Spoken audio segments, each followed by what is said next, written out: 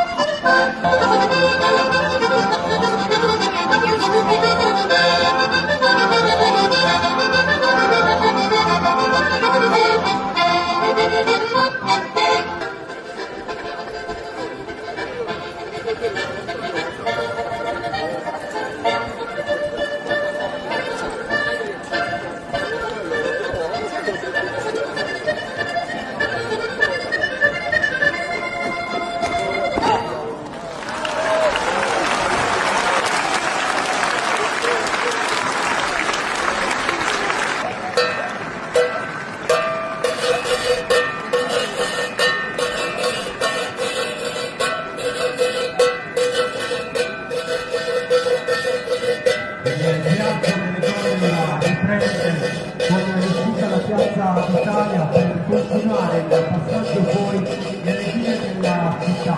Grande attesa ora per la cavalcata con davvero tanti rappresentanti delle tradizioni equestre pronti ad attraversare Piazza d'Italia e poi per stasera in piazza con il momento di Giuliano Maruggio, la rassegna del folklore. Tanti gruppi accompagneranno i vari canti suoni dell'isola di Sardegna sul palco di Piazza d'Italia.